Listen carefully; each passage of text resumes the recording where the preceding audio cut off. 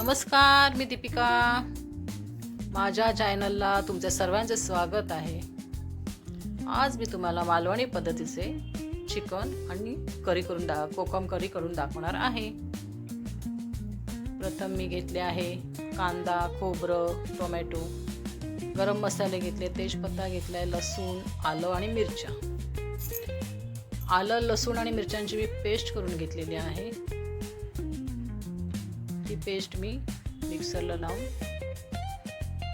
पूर्ण घेतलेली आहे. आणि इकडे मी मॅरिनेशनची तयारी केली आहे, चिकन मॅरिनेशनची. त्यात मी लिंबू पिळून घातलेला आहे.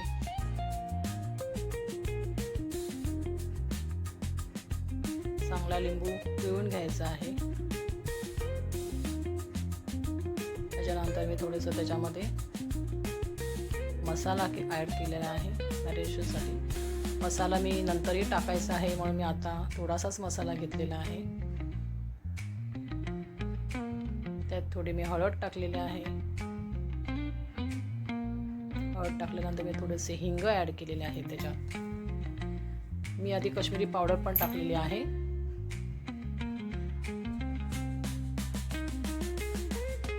आणि त्याच्यानंतर मी थोडंसं हिंग टाकलेलं आहे.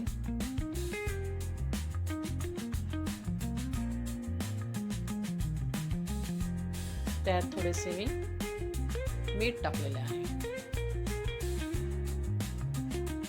चवीप्रमाणे मीठ घ्यायचं आहे, कारण नंतरही मीठ आपल्याला टाकायचं आहे. त्यामुळे मी मीठ थोडंच घेतलेलं आहे. त्याच्यानंतर मी सगळं मिक्स करून घेतलेलं आहे. सारं मिश्रण मी मिक्स करून घेऊन ते थोडा वेळ मॅरिनेशनला ठेवलं आहे. इकडे मी कांदा, टोमॅटो हे सगळं भाजून घेतलेलं आहे.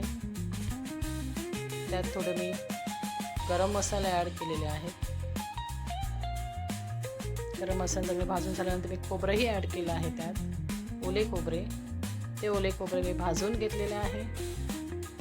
माझं भाजलेलं सारण तयार आहे.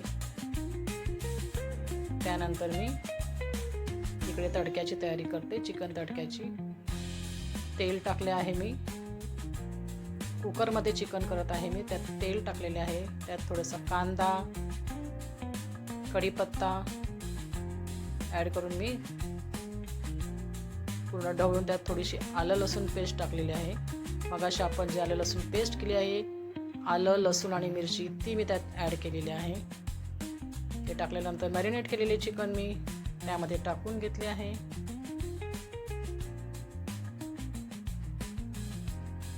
ते चांगले मी ढवळलेले आहे. मी तेजपत्ता विसरली होती, त्यात मी नंतर तेजपत्ता ॲड केला. तुम्ही तडक्यामध्ये तेजपत्ता टाकून घ्या आणि पूर्ण ते चिकन ढवळून घ्या. त्यात चवीला थोडेसे मीठ पण टाका. परत नंतर वाटण टाकल्यानंतरही टाकलं तरी तुम्ही चालेल. थोडंसं ते कुकरला बंद करून वाफवून घ्या. मी हे वाफवून घेतलेले आहे 1-2 शिट्यांवर.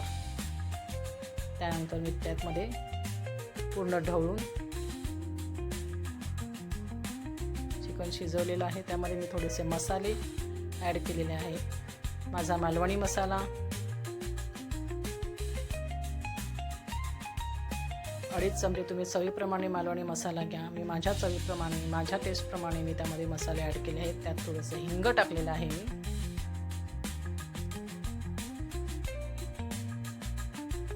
त्याच्यानंतर काश्मीरी पावडर मी ॲड केलेली आहे.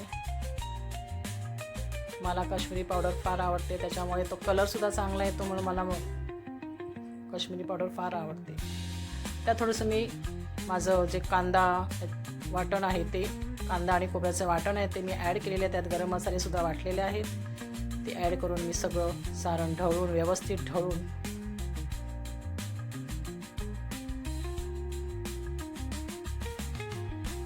पूर्ण व्यवस्थित ढवळून मी ठेवलेलं आहे. त्यात मी धना जिरा पावडरही ॲड केली आहे. थोडासा कड आल्यानंतर मी धना जिरा पावडर टाकलेली आहे. थोडीशी कोथिंबीर ॲड केलेली आहे.